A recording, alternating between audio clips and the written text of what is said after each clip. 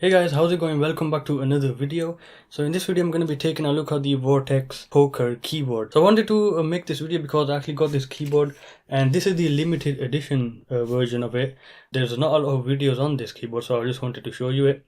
So first off, I want to go over the unboxing. So it comes in a really nicely packaged box and comes with a a mini USB cable, which isn't actually all that long. It also comes with some feet and a tool that you can use to open this keyboard up from the back. There's got some screws on it, so you can open that up and then take the PCB out and stuff like that. So this is the limited edition version of the keyboard. I'm just gonna take this off for a moment and I'll show you it. So this is it. The difference between the original and the limited edition is that it's got like a whole massive bezel around it, bezel or whatever you want to call it. So I'll just show you a different keyboard. I haven't got the original Pok3r, but I'll just show you this keyboard right here that I have that it looks more like the original. So this keyboard is the one that I've been using. So the original has this gap over here, so you can see the keycaps and the LEDs on the keycaps in the original keyboard. Now what they've done with the limited edition is if you look at it from the side, they've actually covered it with some metal. So this is the whole thing is made out of metal, and the first thing I realized when I picked it up is that bloody hell, this thing is heavy. Like it's a bit dusty, but it is heavy, and I mean like proper heavy. I've turned the lights down a bit so you can actually see it with the LEDs on, with the RGB.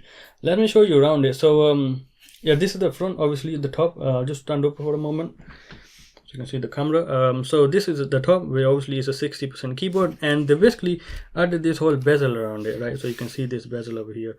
Now this also is this is the limited edition, and at the back it does say, it is a little worn out or something, but it does say limited edition, made in Taiwan. Don't know which number this is, but it doesn't really matter much. So let me show you around it. So it's got the keyboard on front, it's got this whole metal bar around it, and on the outside, on the bottoms, I mean on the side, it's got this little glass opening, and it goes all the way around. Now I'm not as impressed as I thought I would be with this bit, but it's not bad. And this basically allows you to see the LEDs on the keycaps, so you can see through this, and when I turn the lights on, you can actually see this, and it looks really nice. The problem is it isn't as bright as you think.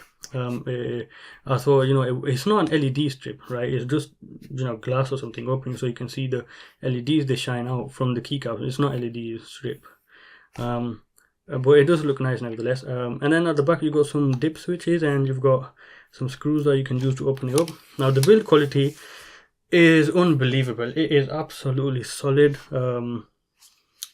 Honestly don't know what to say. And the back is the mini USB port. Go ahead and plug that in, and then so you see it comes on. There we go. So I've got this custom layer set. So this is how it looks. And then obviously on the sides, you can't see this, but the LEDs actually show through, so you can see the keycaps over there and all. I'll just go ahead and focus on it if I can. That's as close as I can focus, so it's still out of focus. There were the LEDs, you can kind of see them. And this is unfortunately this is the maximum brightness. I can't really get it to be any brighter than this. Okay, so the version I have here is the brown switches. Now I'll go through the LED modes and stuff like that. There is also some programmability.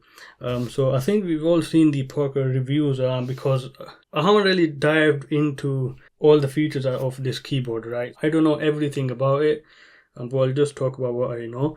So over here you got the function key, and all the layers have, not all of them, but some of them, most of them. As you can see, it's got some text on it, and that basically, those are the shortcuts, the functions, and that's on the first layer. So you got 4 layers, default over here, and so over here, default 2, 3, and 4, and you can switch to them by pressing and doing this, and it switches to them. Layer 3, 2, open the button, 3, 4, and then the original 2, 3, and then 4. So I've customized the backlighting, and that's one of the reasons I got this.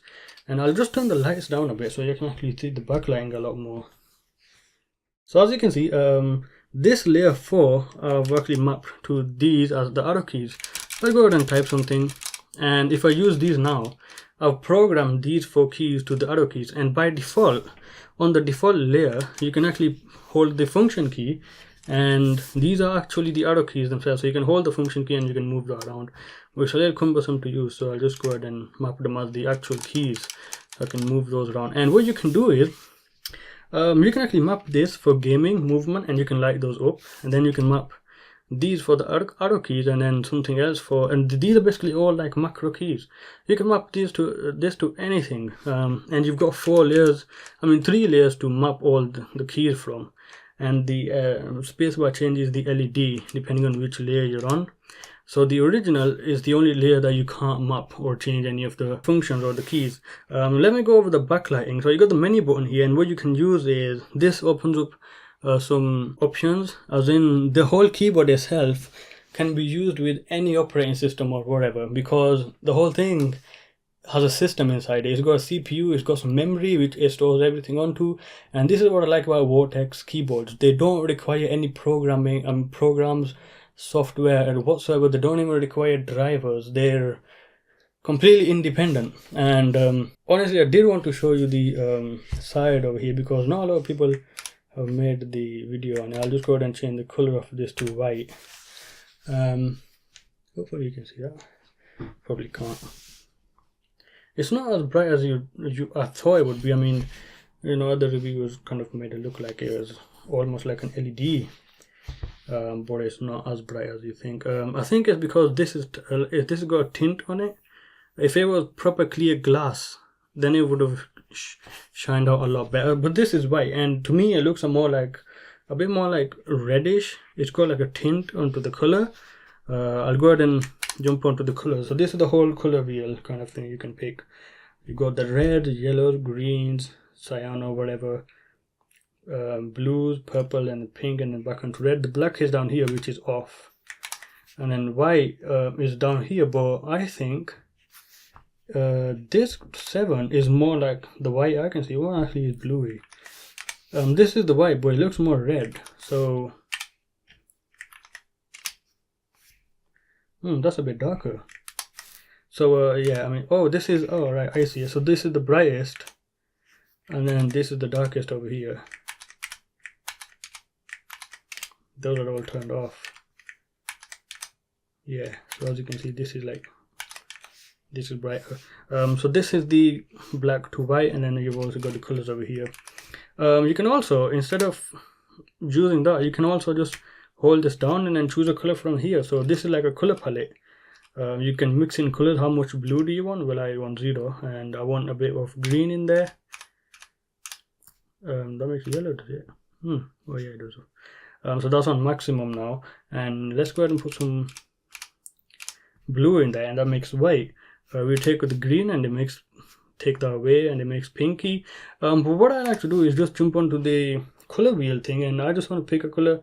It's a lot more easier to just pick it from here, and this keyboard has almost unlimited customizability, because every key on here, you've got 3 layers to completely customize. You can do what you want with them, and you've got like this freaking, you can change the whole color, and you don't need any software. You can use this with anything. You can use it with Android, you can use it with Linux, Mac OS, Windows, or whatever you've got. You can probably use it with a Raspberry Pi as well, and as long as it powers it, that works perfectly fine. So let me just go over the color options. Hang on. Let's go ahead and choose a different color. So I'll just go ahead and choose white so you can see this a little better. Now I'm going to go over the options of the different colors that you can choose. So you've different color LED modes. So you can go ahead and press Air menu, and this is also known as the PN key. You can hold this down and then press 4, which is the first layer of different color modes, LED modes, and then the 5th layer is also the second mode, and then you've got 9 and 0 as the presets. So you can use these as your own customizable options. So 9 and 0 are your both personal ones, and then 4 and 5 are like automatic generated ones. But you can actually change the color of them. So I'm just going to go ahead and jump into 4. So this is the first one. LEDs are off, and you can type whatever you want. I'm typing on the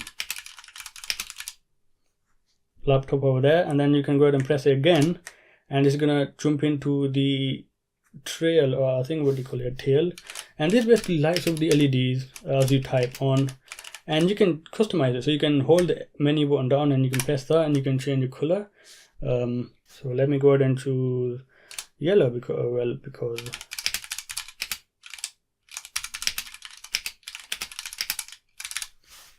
it does this. So yeah, and what you can do is hold menu and then change the speed using these two buttons over here. So I'm just going to go ahead and make it really fast. So I'm guessing this is the fastest, right? So as you can see, it fades in a lot more, fades out a lot more quickly, and then you can make it slow. Oops, so that's the FN button. Went to a different layer, menu button, and you can make it slow. So now it's just a lot more slower. And now the next mode is the same thing, but it's random colors, right? So you can see the random colors, same kind of thing. You can change the fade out to be a lot more quicker, and quite nice. And then the next mode is the flashy thing that goes around, and you can of course change the speed of this thing. Hold the FN, make it really slow, but then it doesn't really look all that. Or you can make it really fast and it looks like lightning. And then of course the one after that is random colors. Same thing, this random colors. I'll just go ahead and make that slower so you can see that. Look at that, really nice. It's got random colors all over the place.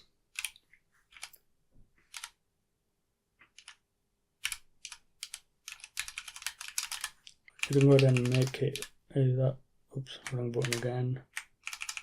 Keep messing with the button over here. And that's slow, and this is fast, and this is the fastest it goes. It's like almost instant. The next mode is obviously the same thing. Now that was the different for color mode. Now it's a different mode, and this is basically like a line that just goes along. And I'll make this slower so you can actually see it.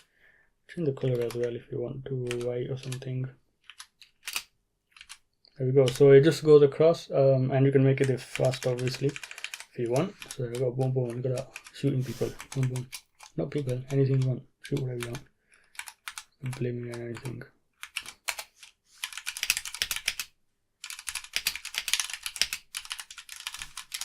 Right, and after that you've got the same thing with random colors. Probably make that slow so you can actually see this a lot more. Oops, one. So you can see that, and then it goes back to nothing. So now let's move on to number 5. This is a standard color, a static color, so you can change it to whatever you want. There's yellow, there's red, and there's green, blue, and then the second one is fading in and out. So it's the same color, just fading in and out. Again, you can make this fast or slow. Oh no, it's a random colors mode. Yeah, whatever. And then you can make this slow, which looks really nice. And then the one after that is this thing which spins around. I make this fast. Is it this one? So the colors basically just spin around in a circle. And then you can go on to the next one, which is the raindrop effect, which if you speed up, it turns into a freaking slideshow or something. Loads of different colors all over the place. And then if you slow this down, it looks more like the raindrops, doesn't it? So yeah, right. And then after that is finished, I think. So it goes back to this one. Let's jump on to number 9. Now the first thing is, if you press it, it goes on to this mode. Now as you can see, if I press the menu button, it actually changes this because this is the color palette. So you have to really press it again, and then it goes into the actual layer that you've customized. And that's one thing I don't like. So let's say if I want to jump from this one onto that one, and I want to press the buttons, it's actually going to start changing the colors.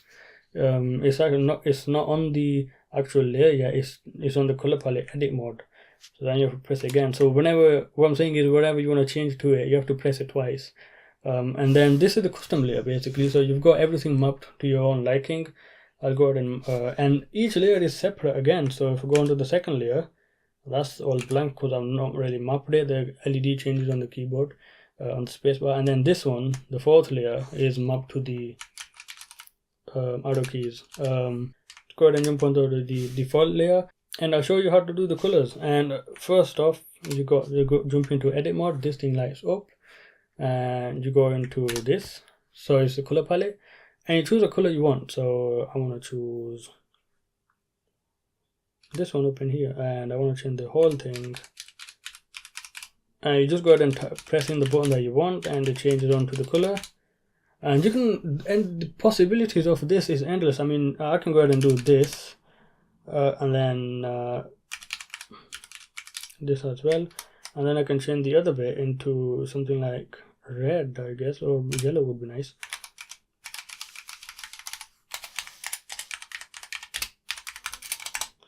And right, these ones are already yellow. So now look how it looks. It's got a different feel to it. It looks, you know, different. And I can change that one to red and blue like Spider-Man. So I can go ahead and do this.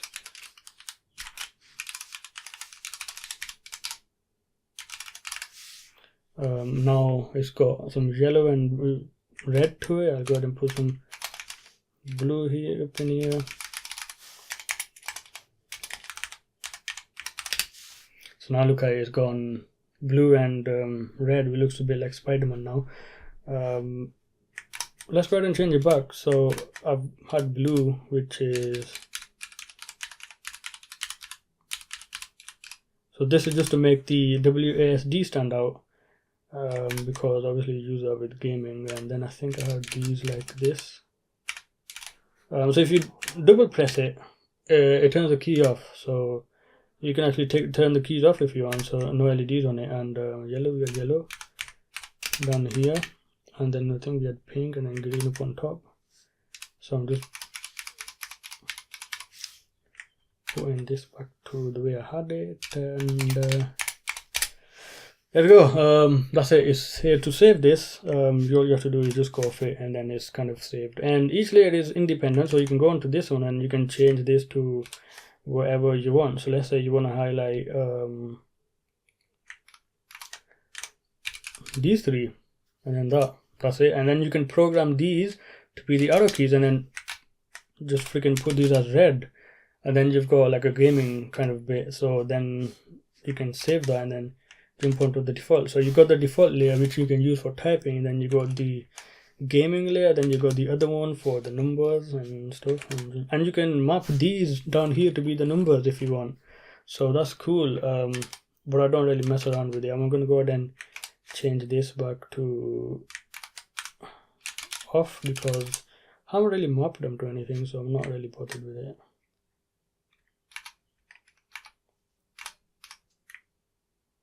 That's it. And the 0 is the next layer. So 9 is completely customizable.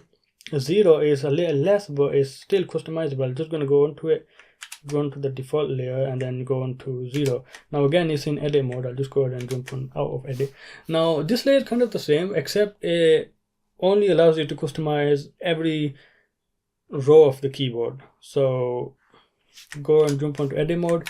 What I mean is, if I was to change the color, it's gonna change the whole row instead of just one. And right, there we go. Look, but I mean, just you can completely change the way this keyboard feels. Look at that, and it looks different. Which one did I have it on? And you can obviously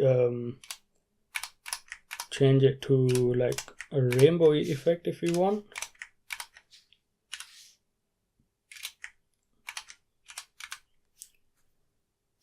So this looks good. This looks kind of nice. And then you obviously, and it's the same thing with the different layers as well. I don't really use this layer as much, but because I use number 9, which is the one I've got customized to my liking. The only problem is with these two, I think both of them, you can't really change the brightness. Can't really change the brightness with these, but if you go onto this layer, I mean this layer, you can actually change the brightness. And disappointing bit is that the colors, I mean the LEDs are not as bright as you think they would be. I mean they're nice, they're fine, I don't have a problem with it, but I mean one thing just to know is that not all of the shortcuts are labeled on the keys on the sides down here. So you use C and V to adjust the brightness, and it's not labeled on the keycaps or something. So yeah, there's that. Also got a different color. Let's go ahead and change it to white, black and white. There we go. Now let's talk about programmability. As I mentioned, I've got these mapped to the arrow keys. Now on the instructions booklet is a little different depending on the firmware that you've got on it, and you don't have to update the firmware or anything. You can just take the keyboard out of the box and then use it. But if you want, you can update it and it'll change some things just a tiny bit. So the only thing I realized that is changed on the newer firmware is to change the brightness is actually C and V and not X and V, so that's the difference. And you can restore the whole thing to factory settings if you can read that, which is nice. So you can program. Now at first it was a bit confusing. Now I've only mapped these as the arrow keys. That's all I've mapped. I've not really messed around with this because honestly, for me, I don't really need to map a lot of the keys. I'm just alright with it. But if you want to map them or anything, just go ahead and read that. So you basically choose a layer, press the key, enter the programming mode, and I think I'll go ahead and show you how to do it, but I don't know which key to map. I'll have to come up with one. Oh yeah, I've got a great idea. Actually, we'll map all these with the F1, 2, 3, 4, 5, 6, 7, 8, 9, 10, and then 11, 12. We would have all the keys. I guess I can map these two. Now you can't map some of the layers. That is these buttons. You can't really map, and then FN. You can't map these or change them in any way. You can probably map the normal key. So I'll go ahead and jump into it. See if I remember it properly. So I'm on this layer. So is this like the fourth layer, right? So I can, and you can map all these independently, which is nice. This is a really boring review, I guess you can say. So you go ahead and choose the layer, you press the FN or key or whatever to change it. You press the FN and the right control key to enter program mode. This LED is going to come on, and then you go ahead and press the key that you want, Z, and then it's going to start blinking. And then you go on to press the button that you want to map it to. So I'm going to go ahead and press F1, then I press menu, then I exit out of it, and I think this should be F1. It's opened up the thingy. Yes, so it's mapped. That's it, it's working. Right, so let's go ahead and map the others. So what I do is press FN and control, it jump onto that. I want to map this key. I'll map it to FN and F2, and then I press menu, which is a different, and then I just exit out. And for each programmability, whatever, you can map up to 32 keystrokes. So you can type 32 letters, you can type a tiny little sentence, and you can press that and it's going to type that in. So now this is mapped to F2. And then if I go into programmability thingy again, I want to map this key to number 3, and then so that's number 3, and it is working over there. So if I press that, yes, so it's working on the thingy. So now this is F3, F2, F1, and we can go ahead and do that across and do that again. I want to press this F4 menu, and then that. So I can press this and then exit out now. Right, that's nice, it works. So it's working right now. So I can then go ahead and jump into thingy mode, and I can map these to wherever color I want. So that's F1 to F4 now. Oops, not that. Oh no, I've changed the freaking color on it. There we go. So now these are F4, that's working. You don't have to make sure they work, but so now I've mapped these two to be the F1, 2, 3, 4. So that's it. The only layer you come up is the default layer, because obviously to all the other layers you use the default layer as the mapping thingamajig. Yeah, normal layer, this funky layer, and you got the other two layers. Honestly, I don't know what to say about this keyboard. It's got the brown switches. I'm gonna get the Vortex core, which is 40%, which is like this tiny. Yeah, we'll see what happens. Let's do a typing test. I'm pretty sure I've been typing, to the whole thing.